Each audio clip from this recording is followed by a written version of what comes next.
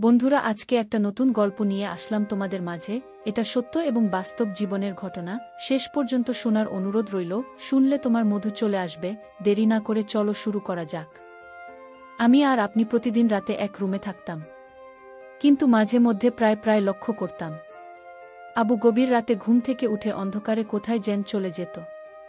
আবার 2 থেকে 3 ঘন্টা পর সেখান থেকে এসে চুপি চুপি করে আমার পাশে শুয়ে পড়ত। কিন্তু যখন আপু আমার পাশে এসে শীত, তখন আপুকে খুব পরিশ্রমী এবং ক্লান্তির মনে হতো। মনে হচ্ছে কোনো পরিশ্রমের কাজ করে এসেছি। একদিন আমি ঘটনাটি রহস্য জানার জন্য আপু যখন গভীর রাতে অন্ধকার রুম থেকে বেরিয়ে যায়, তখন আমি সেই ঘটনা রহস্যই জানার জন্য আপুর পিছন পিছন গেলাম। আমি দেখতে পেলাম আপু আস্তে আস্তে করে বাড়িওয়ালা রুমে প্রবেশ করেছে। তারপর আমি ভাবলাম, দেখি আপু বাড়িওয়ালার সাথে কি করে, তাই ঘটনাটি জানার জন্য দরজার পাশে কান পেতে দাঁড়িয়ে রইলাম। একটু পর যা শুনতে পেলাম তা শুনলে বন্ধুরা তোমাদের মাথা গরম হয়ে যাবে। বন্ধুরা, গল্পটি অনেক ইন্টারেস্টিং। আশা করি তোমরা পুরো গল্পটা শুনবে। তবে গল্পটি শোনার পূর্বে বন্ধুরা, তোমাদের নিকট আমার ছোট একটা অনুরোধ। তোমরা দয়া করে আমার চ্যানেলটি সাবস্ক্রাইব করে আমাকে সাপোর্ট করবে। হ্যালো বন্ধুরা, আমি নূরজাহান নূর। কেমন আছো তোমরা সবাই? আমি আবারও চলে আসলাম তোমাদেরকে মজা দেওয়ার জন্য আর একটি নতুন গল্প নিয়ে। আজকে গল্পটি আমার নিজের বাস্তব জীবনের একটি গল্প। বন্ধুরা, বর্তমানে আমার বয়স 30। তবে আজকে আমি তোমাদেরকে যে গল্পটি বলব, তখন আমার বয়স ছিল 15। ছোটবেলা থেকেই আমাদের বাবা মারা যায়। আমাদের কোনো ভাই নেই, আমরা 2 বোন। মা অনেক কষ্ট করে আমাদেরকে বড় করে তুলেছেন। কিন্তু দুঃখের ব্যাপার হলো, যখন আমার বয়স 12 কি 13 হবে এবং আমার বড় বোনের বয়স 15 থেকে 16 হবে, তখন আমার মা ও মারা যায়। আর এদিকে আমাদের পারিবারিক অবস্থা খুব একটা ভালো ছিল না, যে কারণে আমরা এলাকার কিছু মানুষের সহায়তায় চলে আসি আমাদের গ্রামের বাড়ি থেকে ঢাকা শহরে কাজের সন্ধানে। আমার বড় বোনের নাম শিমুল। আমি আর শিমুল আপা আমাদের এলাকার এক আত্মীয়র বাসায় এসে উঠলাম। কিন্তু ঢাকা শহর, কেউ কাউকে এক বেলা খেতে দেবে, কিন্তু থাকার স্থান দিবে না, দেওয়াটা কষ্টকর হয়ে যায়। ঢাকা শহর আজব শহর। মানুষের বসবাসের জন্য সামান্যটুকু জায়গা দিবে, এটা কেউ চাইলেও দিতে পারে না, কারণ এখানে বসবাসের জায়গা খুবই সীমিত। আমি এবং আমার বড় আপু শিমুল আপুকে নিয়ে আমাদের এই আত্মীয়ের বাসায় খুব কষ্ট করে 2 দিন রইলাম। 2 দিন থাকার পর আমরা কি করব বুঝতে পারছি না। আমাদের হাতে তখন অল্প কিছু টাকা ছিল, যা দিয়ে আমরা কোনো রকম চলতে পারতাম। কিন্তু বাসা ভাড়া নেওয়ার মতো টাকা আমাদের কাছে ছিল না তখন। আমি আর শিমুল আপু খুব চিন্তায় পড়ে গেলাম। চিন্তা করতে করতে আমরা একটা বাসা খুঁজছি, যাতে কিছুদিন পরে আমরা কিছু করে টাকা পয়সা দিতে পারি, এমন একটা সুবিধার বাড়িওয়ালা খুঁজতেছিলাম। আর এদিকে আমার বড় বোন শিমুল আপু একটি গার্মেন্টসের চাকরি পেয়েছে। আমাদের এলাকার এক আত্মীয়ের মাধ্যমে তিনি গার্মেন্টসের চাকরি পেয়েছেন। বদলাপুর চাকরি পেয়েছেন, ঠিক আছে, কিন্তু আমি কি করব, আমার বয়স তো কম। তাছাড়া আমি ছোট মানুষ, আমাকে তো আর গার্মেন্টসে নেবে না। যাই হোক, আমি মাস 2 এভাবে রইলাম।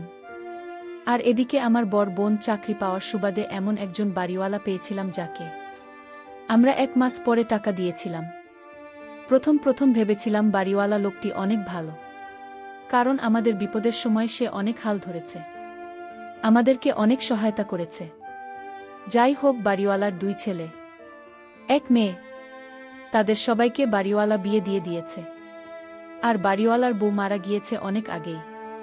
কিন্তু বাড়িওয়ালা যে একটা ভয়ঙ্কর কাজ করবে, তা আমি কখনো কল্পনাও করতে পারিনি। আমার বড় বোন শিমুল আপু ইদানিং তাকে খুব রোমান্টিক মনে হচ্ছে। কিন্তু আপুকে কেন এরকম রোমান্টিক মনে হচ্ছে তা কিন্তু আমি কিছুতেই বুঝতে পারছি না। আমি আর আপু একদিন একসাথে শুয়ে রইলাম রাতে, কিন্তু মধ্যরাতে কিসের যেন সন্দেহে আমার ঘুম ভেঙে যায়। ঘুম থেকে উঠে দেখি আপু আমার পাশে নেই। আপু আমার পাশে নেই। এ অবস্থা দেখে আমার ভিতরটা কেঁপে উঠল। মনে মনে ভাবতে লাগলাম, কোথায় গেল আমার আপু।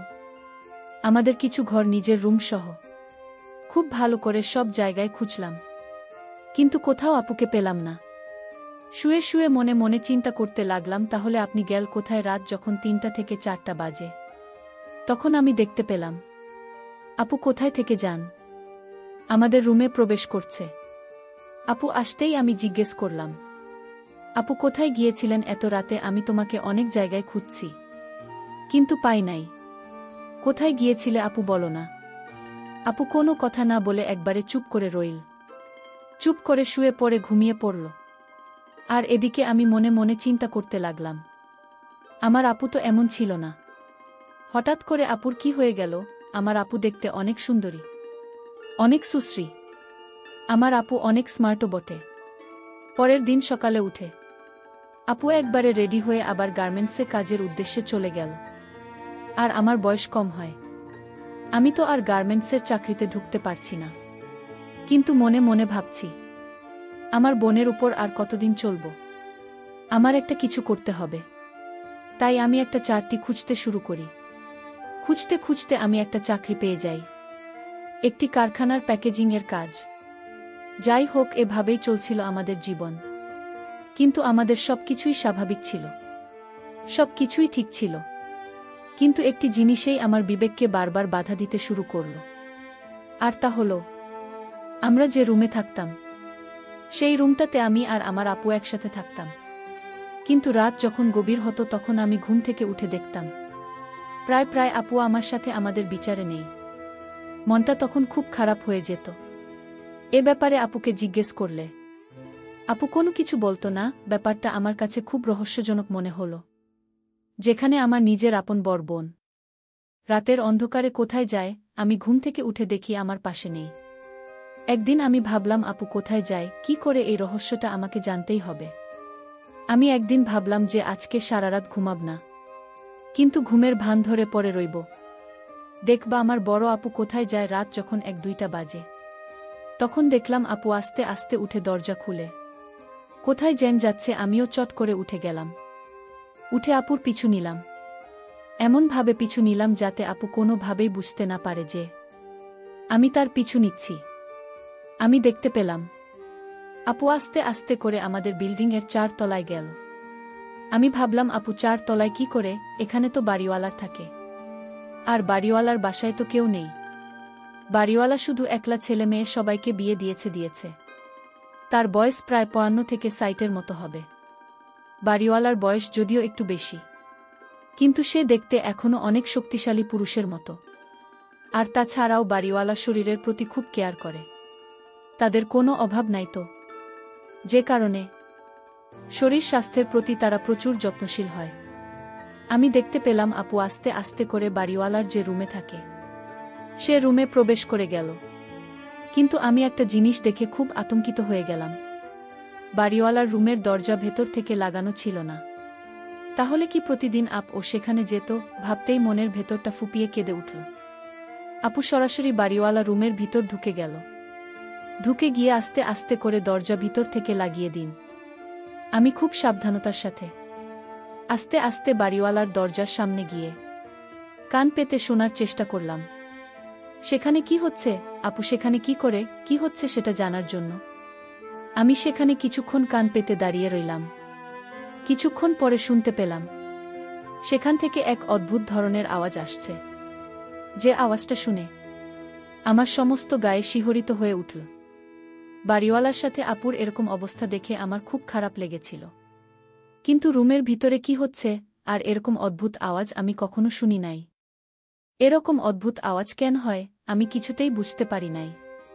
এভাবে প্রায় 10-15 দিন আপুকে লক্ষ্য করলাম সেখানে বাড়িওয়ালা রুমে যায়। যাওয়ার সাথে সাথে কি রকম একটা অদ্ভুত আওয়াজ আসে। তারপর একদিন আমি মনে মনে ভাবলাম আমাকে সেই রহস্য খুঁজে বের করতে হবে। আপু সেই রুমে গিয়ে কি করে, আর কেনই বা 60 মধ্য একজন বয়স্ক লোকের সাথে আপু কি করে, ঘটনার রহস্য জানার জন্য একদিন আমি কৌশলে বাড়িওয়ালার রুমের খাটের নিচে গিয়ে বসে থাকি। আর আপুকে বললাম, আপু আমি আমার এক বান্ধবীর বাসায় বেড়াতে যাচ্ছি। আজকে মনে হয় আমি আর আসতে পারবো না। রাত যখন 1-1টা বাজে তখন লক্ষ্য করলাম আমার আপু বাড়িওয়ালার এখানে আসছে। আপু বাড়িওয়ালার এখানে আসতে বাড়িওয়ালা আপুর সাথে এমন বাজে আচরণ করা শুরু করল, যা দেখে আমার 2 চোখ মুছে যাওয়ার মতো অবস্থা হলো। কিছুক্ষণ আমি অপেক্ষা করলাম। অপেক্ষা করার পর আমি আমার নিজেকে আর কন্ট্রোল করতে অসহনীয় হয়ে গিয়েছিলাম। কাঠের নিচ থেকে আমি বেরিয়ে আসলাম। আমাকে দেখে আপু এবং বাড়িওয়ালা দুজনেই চমকে গেল। তারা দুজনেই যেমন চরম লজ্জায় পড়ে গেল। আমি আপনাকে বললাম, আপু তুমি আমার বোন হয়ে এই ৬০ বছরের একটা বন্ধুর সাথে তুমি এরকম কাজ করতে তোমার লজ্জা করল না? বাড়িওয়ালা এবং আপু দুজনে আমার সামনে মাথা নিচু করে রইল। তারপর আমি আপনাকে বললাম, আপু কেন তুমি এরকম কাজটা করলে? একটু বলো না আমাকে। দুনিয়াতে কি তোমার ছেলে মানুষের অভাব ছিল? তাই বলে তুমি একটা ৬০ বছরের বুড়োর সাথে আছি? আপু আপু কিছুক্ষণ নীরব থেকে আমার প্রশ্নের উত্তর দিতে শুরু করল। আপু আমাকে বলল, বোন নূরজাহান, আমরা যখন খুব অভাবে পড়ে এই শহরে এসেছিলাম তখন খুব ছোট। তখন এই লোকটা আমাকে অনেক হেল্প করেছে, যার প্রতিদান দেওয়ার জন্য আমি প্রতিদিন তার এখানে আসতাম। কিন্তু আস্তে আস্তে কখন যে কোনো সময় আমি তার প্রেমে পড়ে যাই। আমি তাকে ভালোবেসে ফেলি, তা নিজেও বলতে পারি না। এক পর্যায়ে আমরা বিয়ে করেনি বোন, আমরা এখন স্বামী স্ত্রী। কিন্তু এই সমাজকে বুঝতে দেই না। আমার বর বোন শিমুলপুর কাছ থেকে এরকম ধরনের কথা শুনে আমার কিছুটা খারাপ লেগেছিল। তারপর ভাবলাম, যেহেতু আমার বর বোন তাকে বিয়ে করে নিয়েছে, তাতে তো কোনো সমস্যা নেই। আমি আমার বোনকে বললাম, তাহলে লুকিয়ে কেন? আমরা স্বামী স্ত্রী তা প্রকাশ করো। তোমার স্বামীর বয়স বেশি হয়েছে, তাতে কি হয়েছে? যেহেতু তুমি বিয়ে করে ফেলেছ, তাহলে এটা প্রকাশ করতে অসুবিধাটা কোথায়? তারপর এক পর্যায়ে আমার বোন এবং বাড়িওয়ালা আমার বোনকে স্বীকৃতি দিয়ে সমাজের কাছে এটা প্রকাশ করল। কিন্তু বাড়িওয়ালার স্বভাব চরিত্র খুব একটা ভাল ছিল না। সে আমার দিকে মাঝে মধ্যে কেমন করে জেনে তাকিয়ে থাকত। আর সবচেয়ে বড় কথা হলো, যখন আমার আপু তাদের বিয়ের কথা প্রকাশ করে, তখন থেকে আমি আপনাদের বাসায় থাকি। আর আমার দুলাভাই আমার দিকে প্রায় প্রায় জেগে থাকত। আমাকে লুকিয়ে লুকিয়ে দেখার চেষ্টা করত। আপুর বিয়ে হওয়ার পর আপু গার্মেন্টসের চাকরি করে না। গার্মেন্টসে চাকরি টোটাল ছেড়ে দিয়েছে। আমাকে কোনো কিছু করতে দেয় না। দুলাভাই আমাদের ফ্যামিলির সমস্ত খরচ বহন করে। একদিন যখন আমি ঘুমিয়ে রইলাম, গভীর রাতের লক্ষ্য করলাম কেউ আমার সাথে খারাপ কিছু করার চেষ্টা করছে। প্রথমত আমি ভাবছিলাম সেটা আমি স্বপ্ন দেখছি, কিন্তু যখন বিষয়টি আরও জটিল হতে শুরু করল, তখন আমার ঘুম ভেঙে গেল। আমি অনেক জোরাজুরি করার চেষ্টা করছি ছোটার জন্য, কিন্তু কোনোভাবেই ছুতে পারছিলাম না। মনে হচ্ছিল যেন আমার উপর ক্ষুধার্ত বাঘের মতো আক্রমণ করেছিল। শেষ পর্যন্ত অনেক পরিশ্রম করে আমি তার কাছ থেকে নিজেকে ছাড়িয়ে নিয়ে আমার রুমের বাতি অন করতে দেখলাম। সে তো আর কেউ নয়, সে আমার বর বোনের স্বামী, অর্থাৎ আমার দুলাভাই। 7 বছরের মধ্যে একটা লোকের যে এত পাওয়ার, এত শক্তি, তা যদি তার সাথে আমি ঘনিষ্ঠ না হতাম, তাহলে কখনো কল্পনাই করতে পারতাম না। অবশেষে আমার দুলাভাই আমার উপর যে অন্যায় অত্যাচার জুলুম করেছিল, প্রথমত ভেবেছিলাম সেটা আমার কিছু হবে না, কিন্তু 2 থেকে 2.5 মাস পর আমি অনুভব করতে পারলাম যে আমি সন্তান সম্ভবা। বিষয়টি যখন আমি জানতে পারি, তখন আমার খুব খারাপ লেগেছিল। আমি কি করব কিছু খুঁজে পাচ্ছিলাম না। তারপর আপুর কাছে বিষয়টি পরিষ্কার করে খুলে বলি, আপু দুলাভাইকে অনেক বকাবকি করে, অনেক তিরস্কার করার পরে আপনি যেই সিদ্ধান্ত নিল যে দুলাভাইয়ের সাথে আমাকে বিয়ে দিবে, আর তা না হলে সন্তানের কি হবে? সন্তানের এমন এক পর্যায়ে গেল যেখানে যদি সন্তানটাকে আমি নষ্ট করে ফেলি, তাহলে আমার জীবনের হুমকি হয়ে দাঁড়াবে। ডাক্তারের কাছে পরামর্শ নিলে ডাক্তার বলল, এটা নষ্ট করার কোনোভাবে উচিত না। তারপর আপনি নিজের থেকেই আমার দুলাভাইকে বিয়ে দিয়ে দিন। হয়ে গেলাম বনে বনে সত্যি। বন্ধুরা, এখন আমি আর আমার বোন মিলে খুব ভালোই আছি। বন্ধুরা, যদিও আমার দুলাভাই প্লাস জামা একটু বয়স বেশি, তারপরেও আমাদেরকে তিনি খুব সুখে রাখেন। বন্ধুরা, তোমরা সকলে আমার জন্য দোয়া করবেন। পরিশেষে আমি তোমাদেরকে বলব, বন্ধুরা, এই পৃথিবীতে হাজার হাজার কোটি কোটি লোক আছে। তাদের মধ্যে কোনটা মুখ আর কোনটা মুখোশ তা চিনা খুবই কঠিন। আর এমন কিছু ঘটনা এই পৃথিবীতে ঘটে যা সাধারণত স্বাভাবিক কোনো মানুষ মেনে নিতে খুবই কষ্ট হয়। আর আমার ক্ষেত্রেও তাই হয়েছিল। তারপরেও ভাগ্যের পরিহাসে মেনে নিতে বাধ্য হয়েছিলাম। বন্ধুরা, আজকে এই পর্যন্তই। আবারও আসব তোমাদের মধ্যে নতুন কোনো ভিডিও নিয়ে। ভিডিওটি যদি তোমাদের ভালো লাগে তাহলে একটি লাইক দাও। প্রতিদিন আমি তোমাদেরকে একটা করে নতুন গল্প উপহার দেব, তাই তোমাদেরকে অনুরোধ করে বলছি, তোমরা যদি এরকম ধরনের ইন্টারেস্টিং গল্প পেতে চাও তাহলে দয়া করে আমার চ্যানেলটি সাবস্ক্রাইব করো। পরিশেষে তোমাদের সকলের সুস্বাস্থ্য কামনা করি। ভিডিওটি দেখার জন্য তোমাদের সকলকে অসংখ্য ধন্যবাদ।